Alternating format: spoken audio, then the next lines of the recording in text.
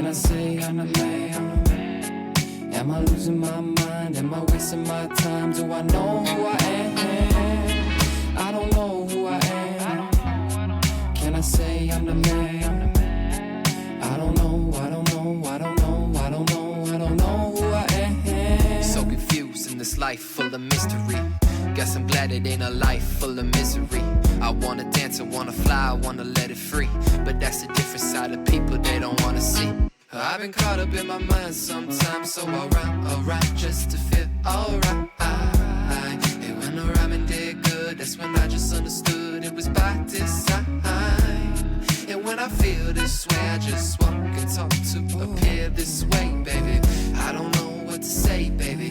I don't know what I am, baby. That's just how I play, baby. Yeah. I don't know who I am. Can I say I'm the man? Am I losing my mind? Am I wasting my time? Do I know who I am? Powered by Riverside FM. Welcome to another episode of Unconventional Playbook, the second day of Minnesota Vikings training camp.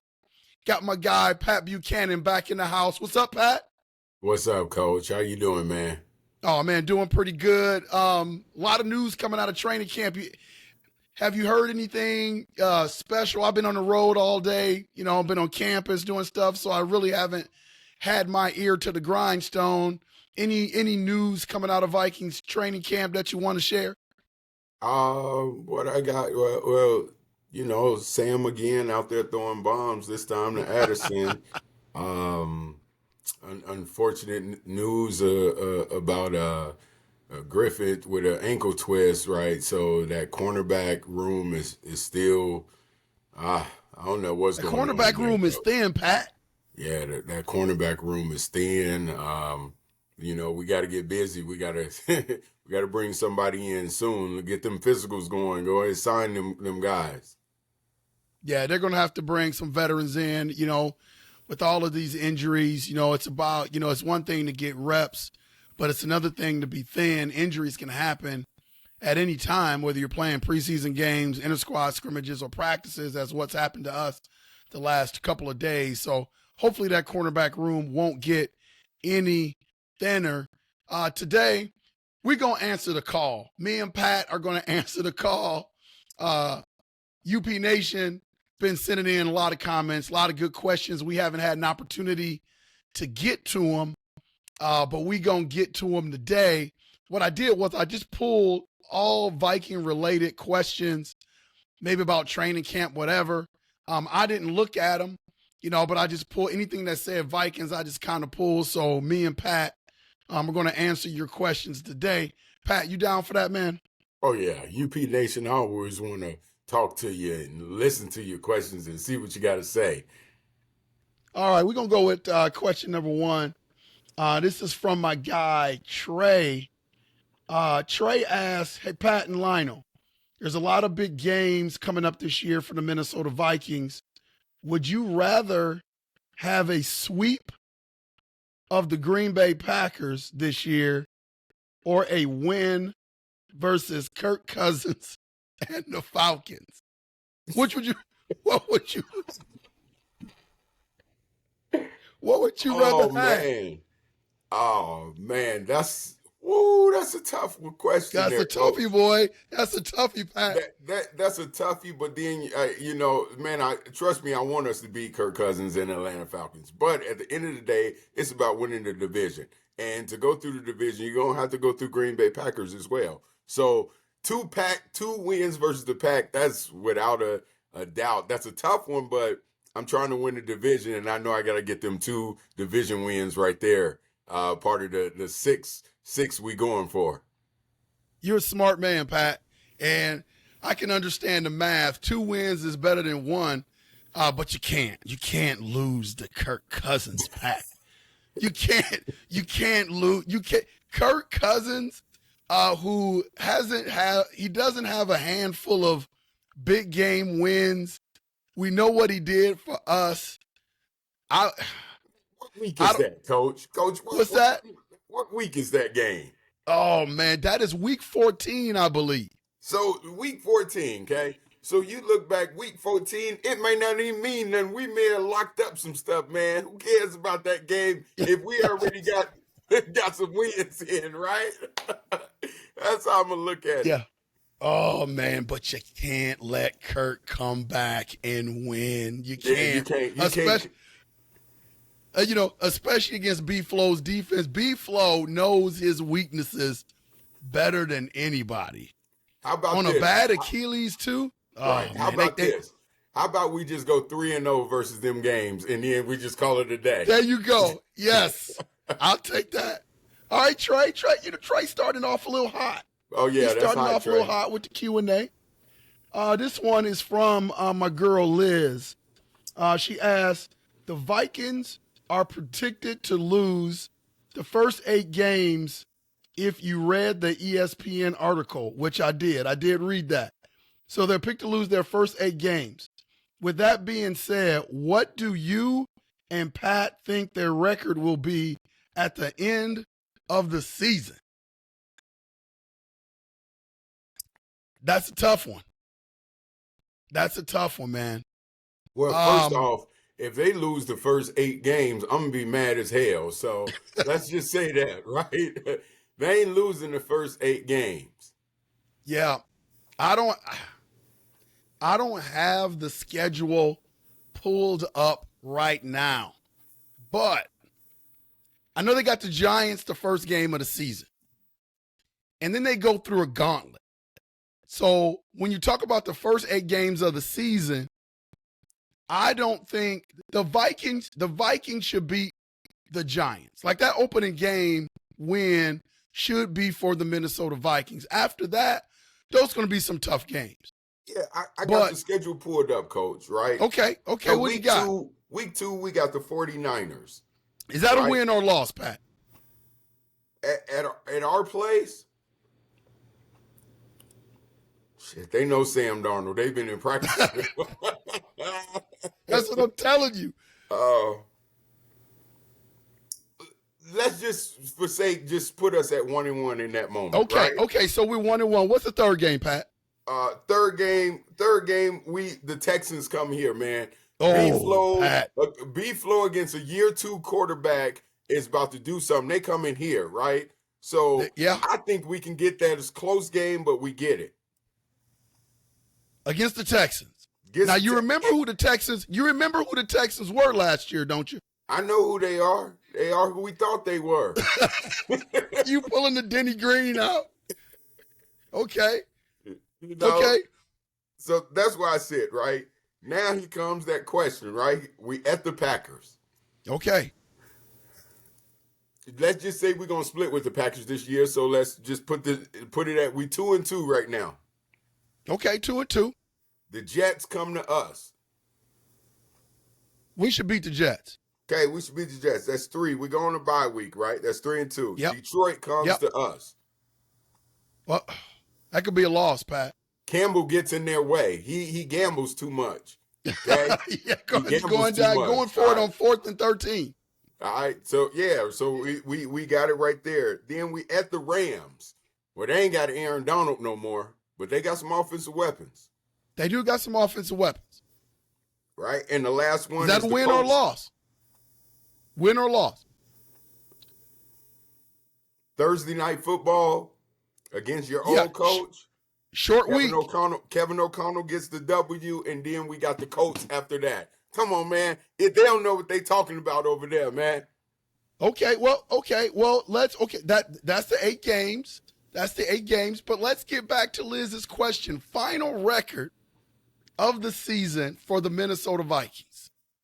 17. Now Vegas has them at 6 wins plus minus. So will they have more than 6 wins or less than 6 wins? So depending on how they do, so I don't think that we play 17 games, right? I don't think that we have a worse than a 9-8 record. I think 9-8 is our bottom record, in my opinion. You're picking the Minnesota Vikings to go 9-8. Now At minimum.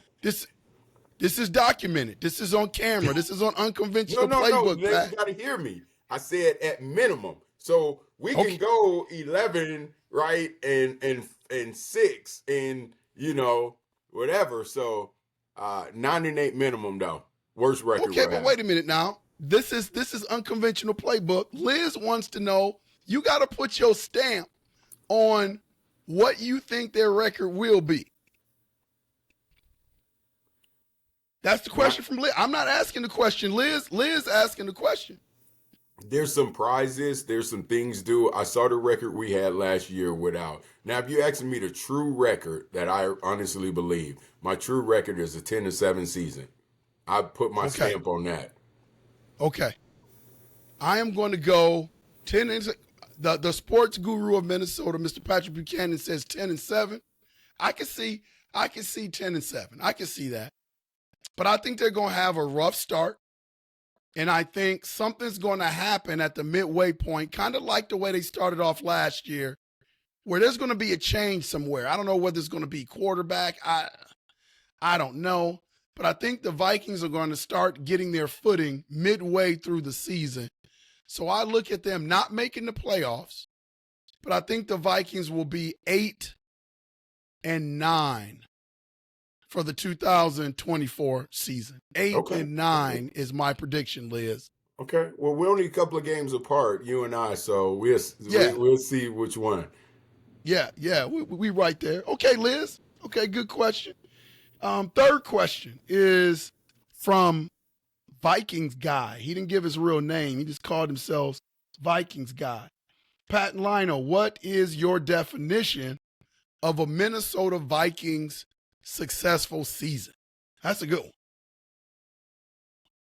What's your go ahead. I'll let you start with that one first. We just spoke about records right now, right? So, in my opinion, a successful season is if we can get into the wild card and at least second place in the division, that's a successful season. Okay. I want to, a successful season would be, I said this in previous podcasts. I want to see Kevin O'Connell. Like, I want to know who this guy is because, he arguably came in, he had Zimmer's roster, and now he's had 2 years to kind of start to turn this thing over. He's got to figure out the quarterback spot. But kind of what I saw from B-Flow last year, like B-Flow's defense was ranked 28, but when you give it the eye test, that was a successful season for the Minnesota Vikings defense last year. So I want to see KOC's fingerprints on this offense. I don't think we've had an opportunity to see that. I want to see a good running game. So if we can see KOC's personality and his philosophy in that offense and get our running game going and our defense improves, I think that will be a successful season for the Minnesota Vikings. I don't look at it, I'm kind of like you. I really don't look at it in terms of wins and losses being the whole thing. I just want to see them take some steps in areas where they were deficient last year. Yeah, definitely. So okay. I mean, for me, it's just wild card, right? If we can get wild card second in the division, if we're in that fight and the hunt, and they're talking about us in the last 4 weeks, I think that's pretty good to be in those conversations. Yeah, for sure, man, for sure. Question number 4 is from Preston. Preston says, with the trouble that Jordan Addison has had over the past couple of years with the Minnesota Vikings during his offseason, should we look at trading Jordan Addison for Brandon Ayuk? What are your thoughts about that? Listen, I don't want anybody to think I'm not a Vikings fan, and I love it here, right? The question you ask yourself is now, we just got out of a financial crisis, right? Addison doesn't have to be that's a paid. great point. Addison doesn't have to be paid, for 3 more years, where Brandon Ayuk, you're going to have to pay him right now. And Brandon Ayuk at a 2 you're going to pay him what, the 3 years, 75, 3 year, 80, something like Devontae Smith got, right? Because he's a number two. Talent wise, yeah, I love him, but I love Addison's youth and his talent. And, he hasn't done enough to give fully up on him yet, right? He hasn't missed games due to anything that he's done. He's young. He's made some mistakes. So, no, I'm not making that trade. See, this is why I have you on the show, because you said that astutely. And I totally agree with you when you're talking about comparable salaries. Addison is still under that rookie contract. We don't have to pay him for a while. And when you talk about trade, I mean, what are you giving up? The Vikings don't need to mess with any more of their assets. They need to keep draft picks and, just keep their foundation and start to build on that. So I totally agree with you, man. As tempting as it would be to have a talent like Brandon Ayuk, I'm sticking with Jordan Addison, man. The kid proved that he can play. I 100% agree with you. He's a young kid. He's made some mistakes. Everybody, when they were young, made some kind of mistake, and everybody deserves a second chance. And I believe Jordan Addison deserves that chance with the Minnesota Vikings. So I'm keeping Jordan Addison. I am not making that trade. Yeah, true number Minnesota 5 fan. question. I'm not doing that, man. No. No, I'm not doing that. He good. He good right now. He good. Oh yeah. This is a good one from Brad. These coaches and talent scouts are paid millions of dollars. How can all of the coaches and scouts have missed on Ivan Pace Jr. for the Minnesota Vikings? That's a great question. There is no science when it comes to scouting players. Man, there is no science. You see it all the time. Look at Tom Brady is arguably the GOAT. Best quarterback to ever play. He got drafted, the 7th round? So there were a bunch of coaches and a bunch of scouts that thought he wasn't good enough, and he turned out to be the GOAT. When you look at somebody like Ivan Pace Jr., I'm going to tell you like it is.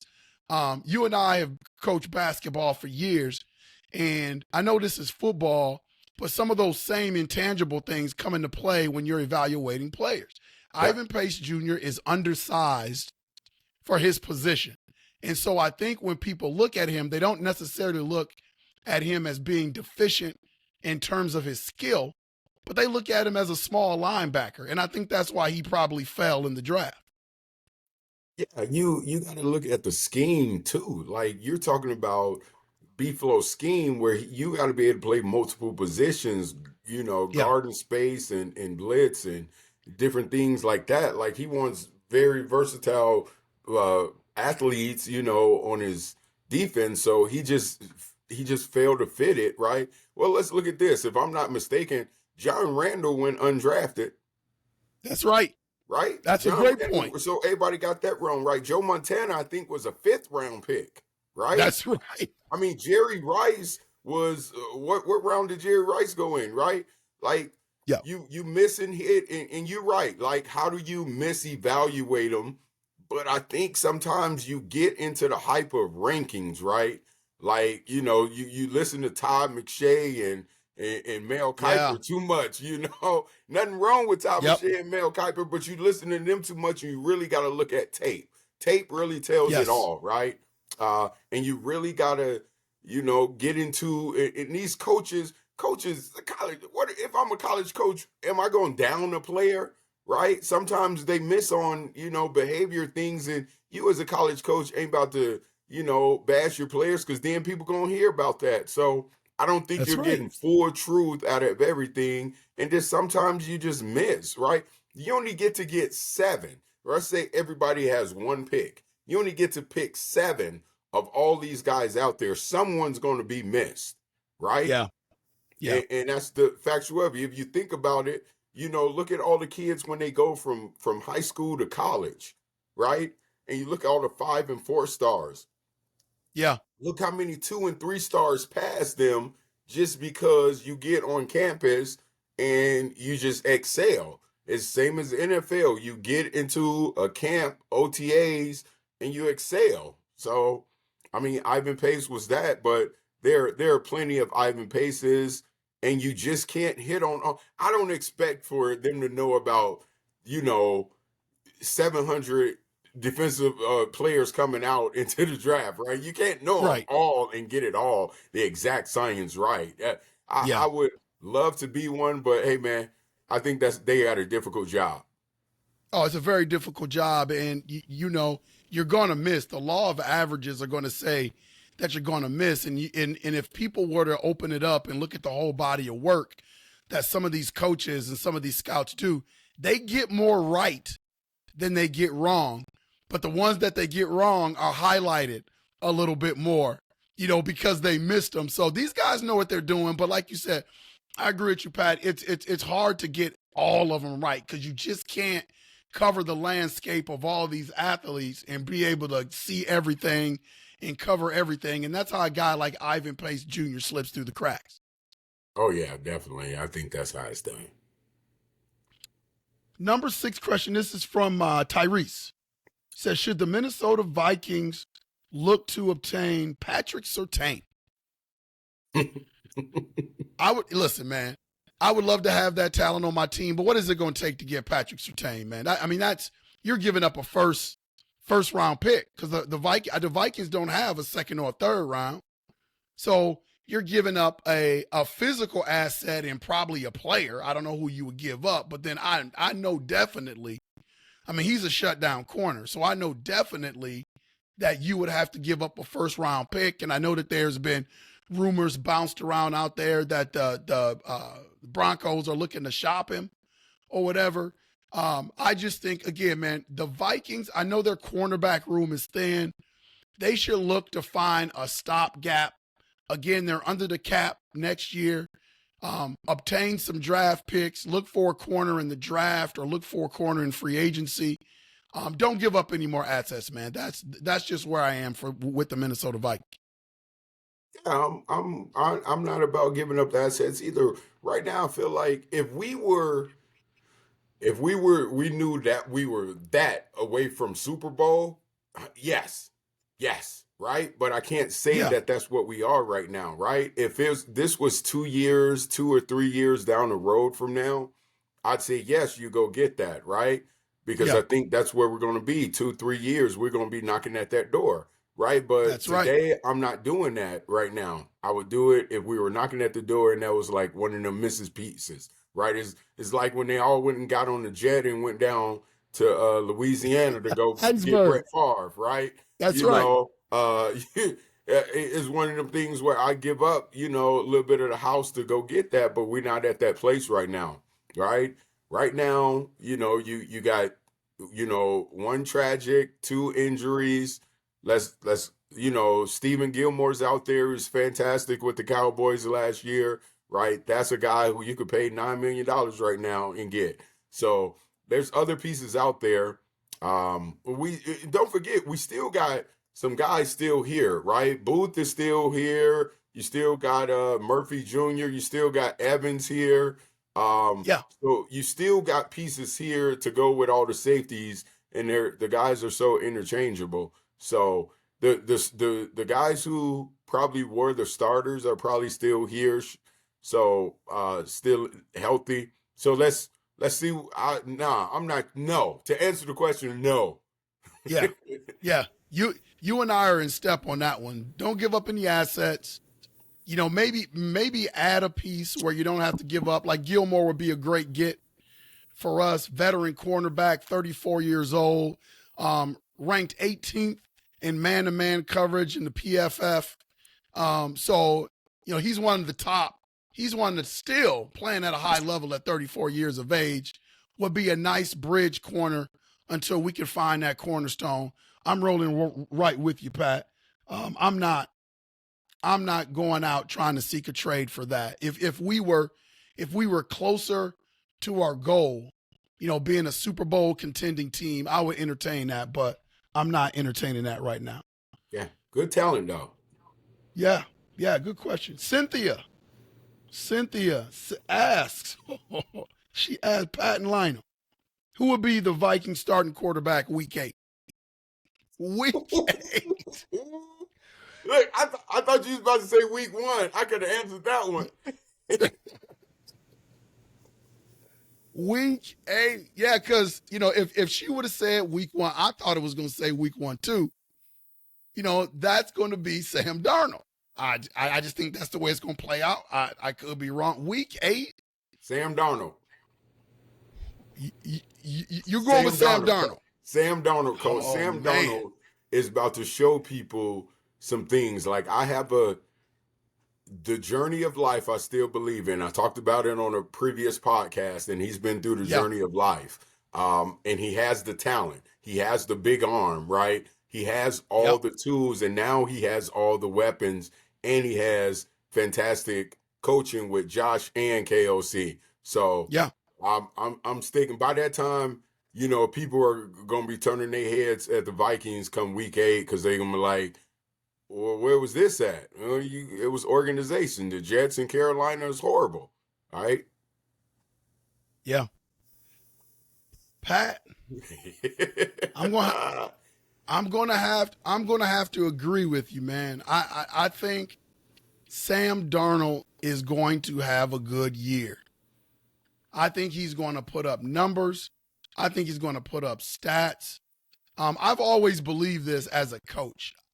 When you are a high-level athlete, and even if you step up a level, all of your attributes just don't go away. I just think you get put in either really good situations or really bad situations. Sam Darnold has never been in a good situation, but he still has retained all the good attributes that made him a possible number 1 overall pick. Now, we know Baker Mayfield went ahead of him, but in some circles, they were talking about him being the number 1 pick. That doesn't all just go away.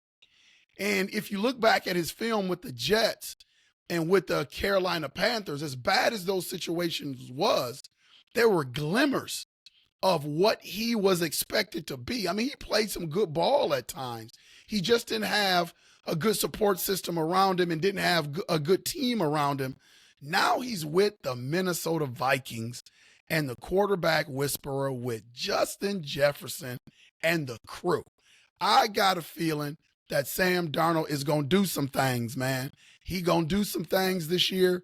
And I think after this season, whether it's with the Vikings or somebody else, he's going to get himself a nice payday. So to answer the question, being official, I'm agreeing with Patrick Buchanan. Sam Darnold's going to be starting quarterback at week 8 for the Minnesota Vikings. Oh, yeah, for sure. Listen, man, his journey is going to remind you of a Heisman Trophy winner. And I'm a Sooner coach, right? Oh, yeah. And it's Baker Mayfield's journey, right? Baker Mayfield's journey and his journey are kind of lining up. Baker Mayfield, everybody's like, this that last shot for him with Tampa Bay last year. Well, shit, look what he did, Yeah. And now Sam is in this same situation. And I just think that he's going to perform on the stage, and we all going to see. And next thing you know, you're going to have 10,000 Donald jerseys walking into the stadium in the U.S. Bank Stadium. So let's see what he does. I got to agree with you. Question 8 is from Hunter. He said, will Dallas Turner have more sacks this year than Danielle Hunter for the Texans? Woo! Listen, I'll answer this one first. I think Dallas Turner will have more sacks than Danielle Hunter just because I feel like he's in a better scheme to do it. You're talking about, and I'm not saying B-Flow's going to roll this thing back like he did last year with a 52% blitz rate. But I think he is going to blitz abundantly with the Minnesota Vikings because he's got his crew. He's starting to turn this defense over. And the way they're going to use Dallas Turner, I think he's going to be coming off the edge. He's going to be a specialist in that capacity. So I think he's going to garner more sacks than Danielle Hunter. Plus, I don't think Danielle Hunter is going to make it through the season. I think he's got that injury history. I think he was playing for a contract last year. so he probably played through some things. But I don't see Danielle Hunter playing 17 games.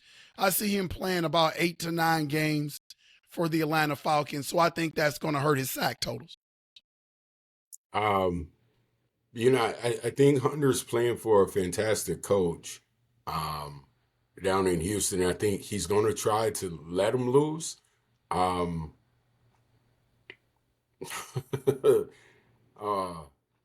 Tough question. If Danielle Hunter is healthy, he will have more sacks than Dallas Turner. And here's the only reason why. It's because we will have so many guys with multiple sacks on our defense, right? JG is going to be rushing. Dallas Turner is going to be rushing. Van Ginkel is going to be rushing. Cashman is going to be rushing, right? All these different guys.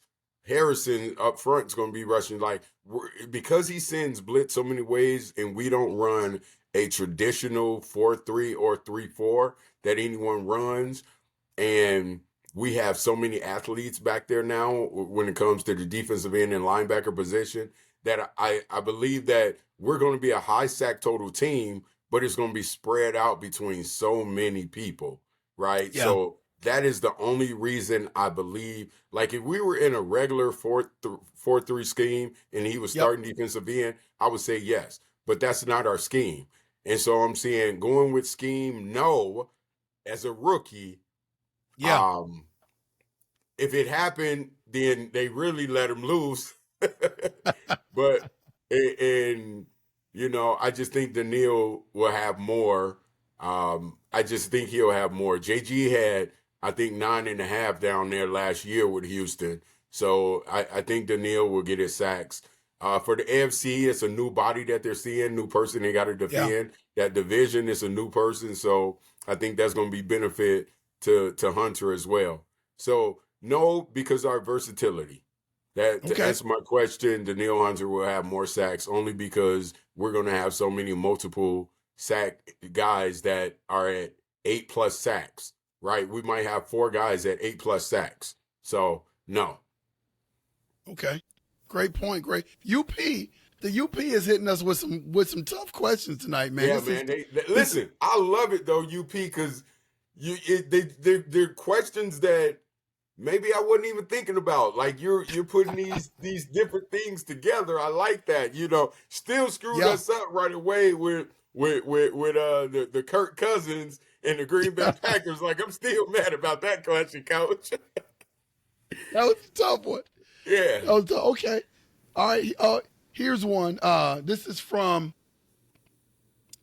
Elizabeth. She said that she was not a fan of the hiring of KOC. She wanted Harbaugh. Now that you have seen KOC with the Vikings for the past 2 years, Lionel and Pat, do you think he is a top 10 coach in the league? Top 10? Top 10. Nah, you're not top 10. You're not top 10, Coach. Coach, you're not top 10. Let's go down the list. Okay, so everybody, Andy Reid's got to be right now. Andy Reid's got to be the number one coach. Andy Reid's number one coach in the league, hands down. Okay, I'm going to go through the list. I'm going to go through the list of the ranking of NFL coaches right now. It's not our rankings, but this is from Sharp Football Analysis. Okay. Andy Reid is number one. Okay, so I think you and I both can agree that Andy Reid is number one. Number two is John Harbaugh. Huh? Second ranked coach. John Harbaugh coach. Harbaugh, Harbaugh over in the Baltimore Ravens coach. Yes. Yeah. Okay. Yeah. So they have him ranked number two. I can see that. I get that. Okay. Number 3, McVay. Kyle Shanahan for San Francisco 49ers. See, I put McVay Can't argue ahead that. of him. Okay. Yeah, I picked McVay number 3. He got a ring. Okay. Now, here's who they have at number 4. I know you're gonna take issue with this, but I'm the messenger, so don't kill the messenger. This is not my ranking. They got Dan Campbell as number 4. How Dan Campbell like Dan Campbell, if we was ranking defensive coordinators, Dan Campbell's in the top 3, right? But you talking about as a head coach? Oh, no. Dan Campbell. Oh, man, that man crazy, man. He be going for it on 4th down too much, man. I'm over here thinking about the wrong Campbell. Hey, listen, man. I think people that are supporters of Dan Campbell are going to say this. He pulled a franchise that has never been relevant out of the depths of hell to pretty much pull them into the playoffs where they had never been. I mean, you had fans in the stands crying last year when they made the playoffs. So I don't agree with him being this high, but I understand the respect that he's getting for the Lions being that high. And, you know, when he was on the show Hard Knocks, he came across very well. I think people look at him as a player's coach. He can motivate people, galvanize teams. So I can kind of see why he's ranked that high. All right, whatever. Okay, next one is Sean McVay. That's number 5. Okay. Number 6, Matt LaFleur, Green Bay Packers.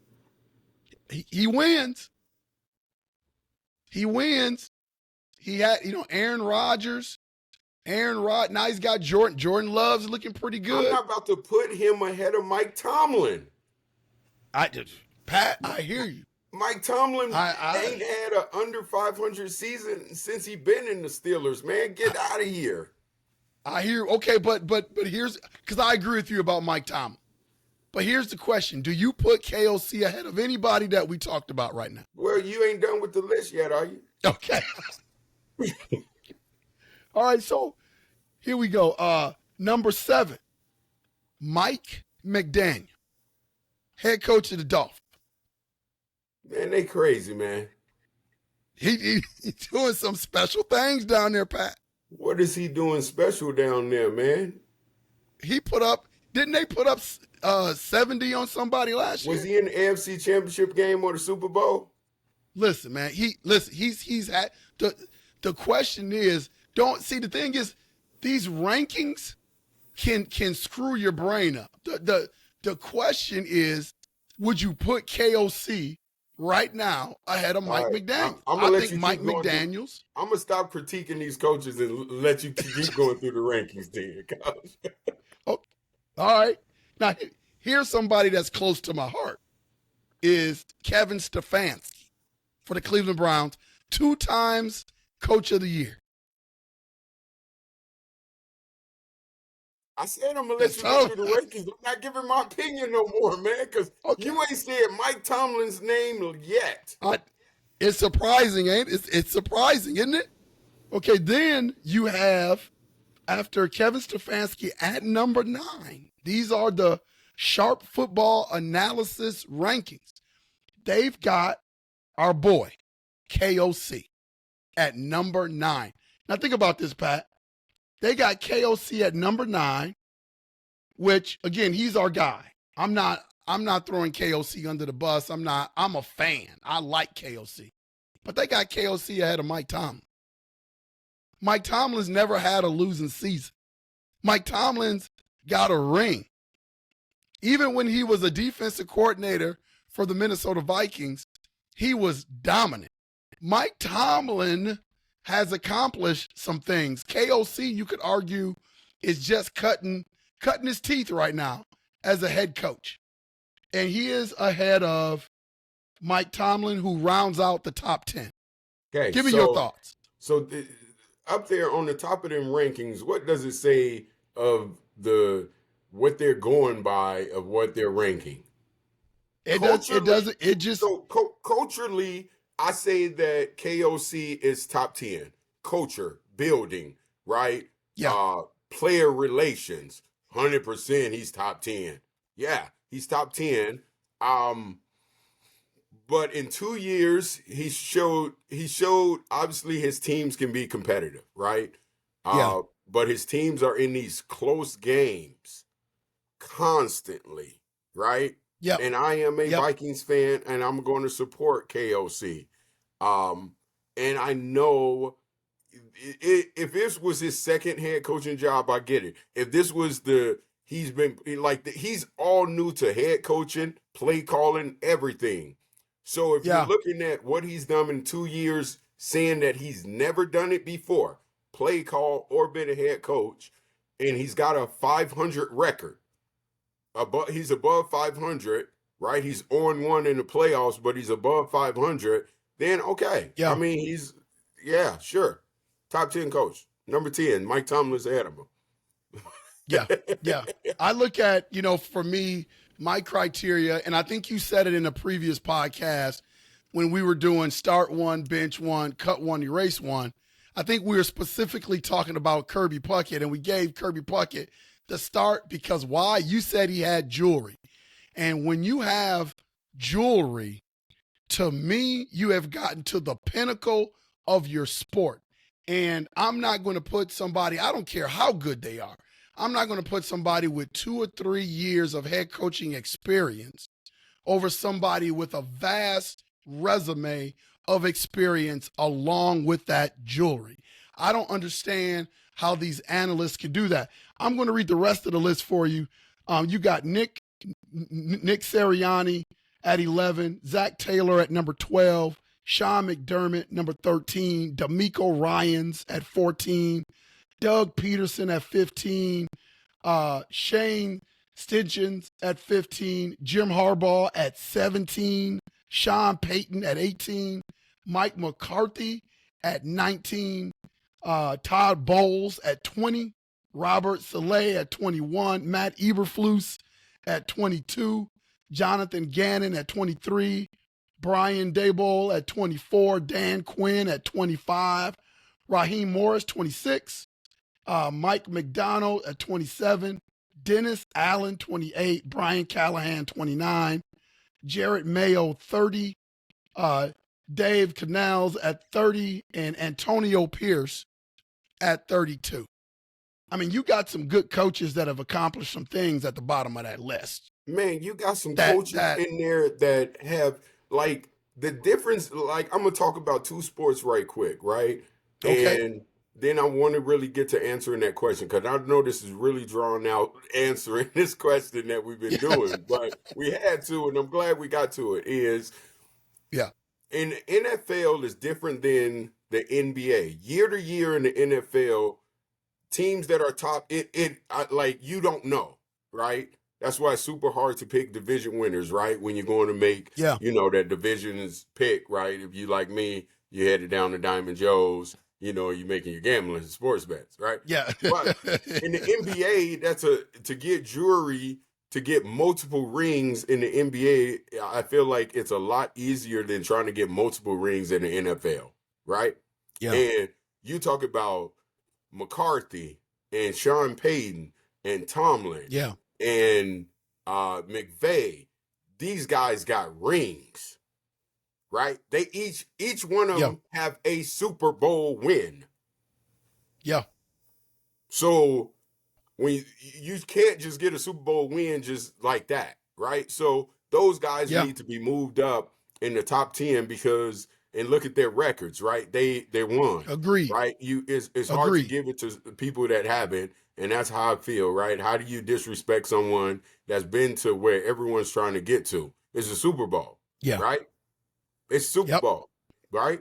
It's hard to win back-to-back, and it's hard to win multiple years, right? The dynasty of New England, and you got this dynasty of Kansas City that's done it, right? Some of the best franchises, right? They, like, these coaches ain't done nothing. I'm gonna stop. Okay, so is KOC top 10? Yes or no? If we're going off of rings, no. He go get him a ring with the best wide receiver in the league, I'm gonna put him in there. Now he can be, if you put the top 10 in there with rings, right?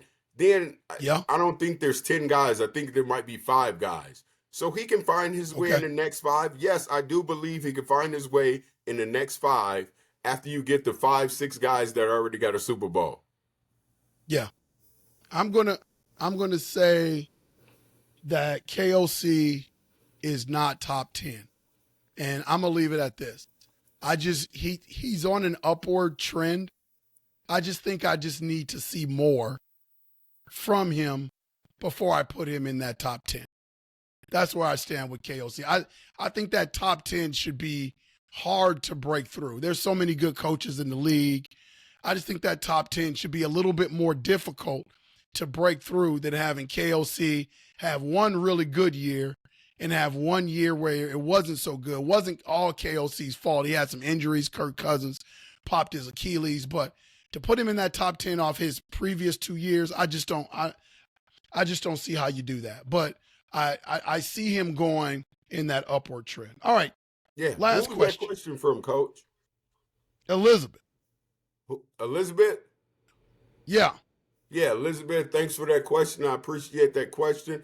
I wanted Harbaugh too, right? But they went with KOC, and I support the man KOC. We done had some bad ranked defenses, and his offense has done things, and he's done coached them. So I'm giving props to KOC in that moment, right? Everybody All gonna right. know in UP Nation I'm supporting the coach.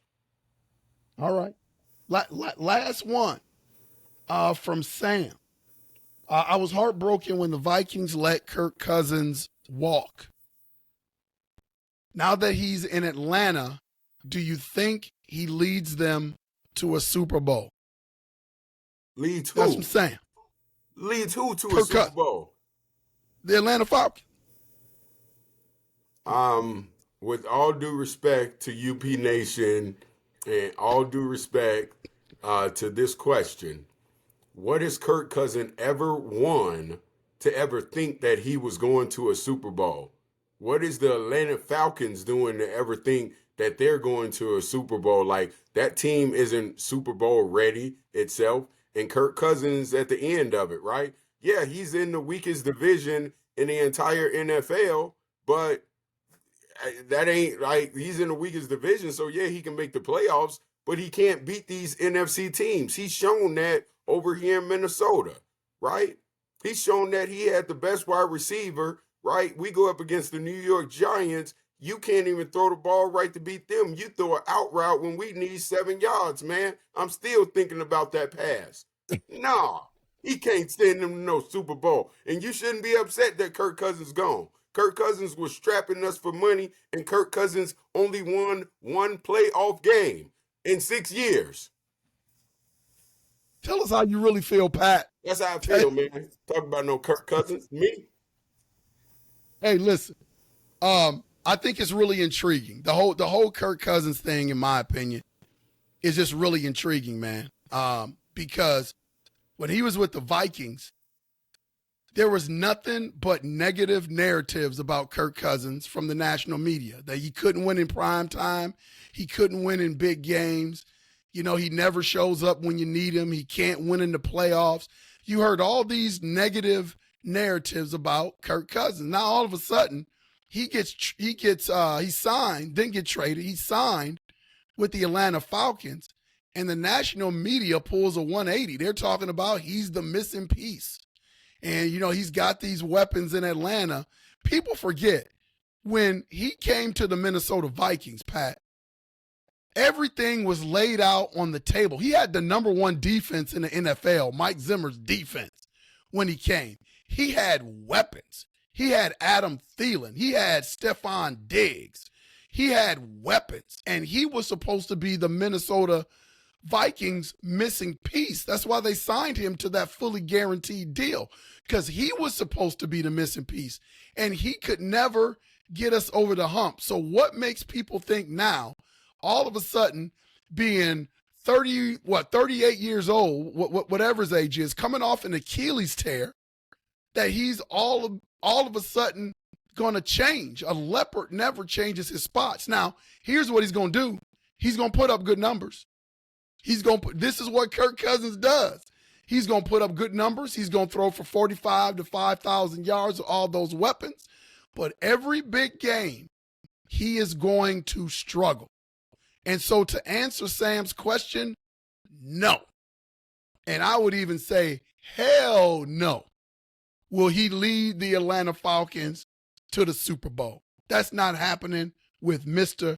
Kirk Cousins. Not at all. Not Sam. Sam, you got to understand something. There's a difference between, no disrespect to any Atlanta UP fans, right?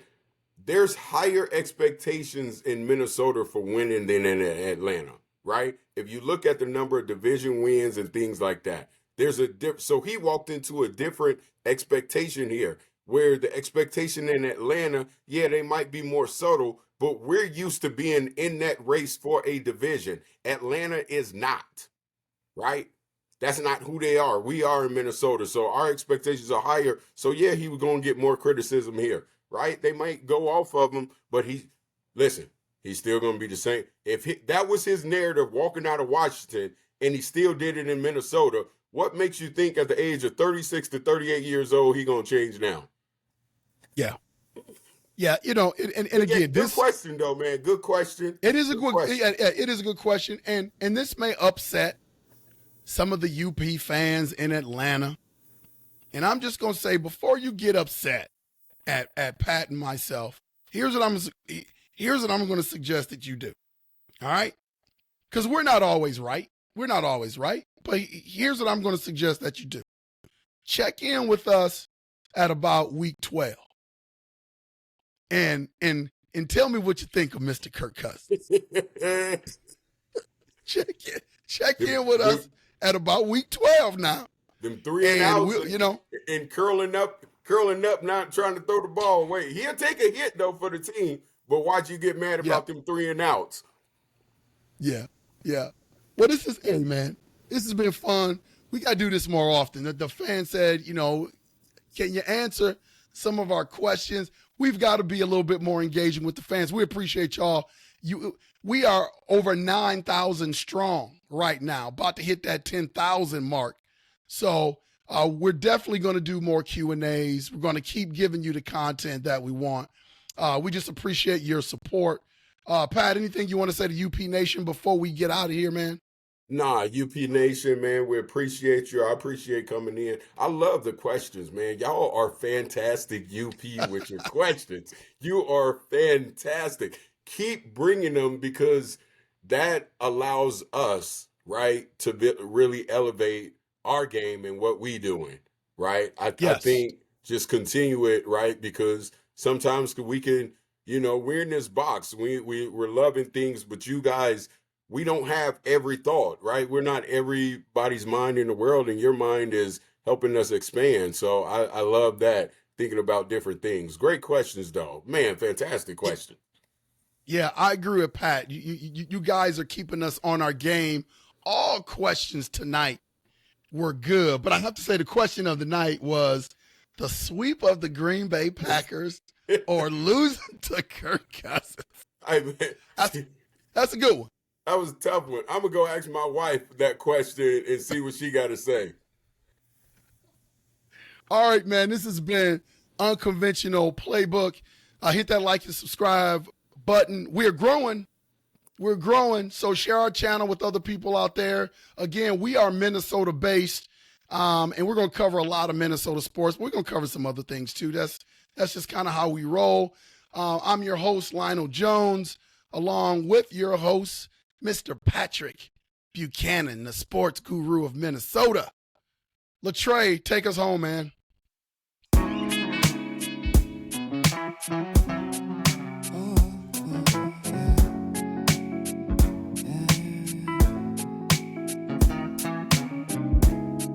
I don't know who I am. Can I say I'm a man? Am I losing my mind? Am I wasting my time? Do I know who I am?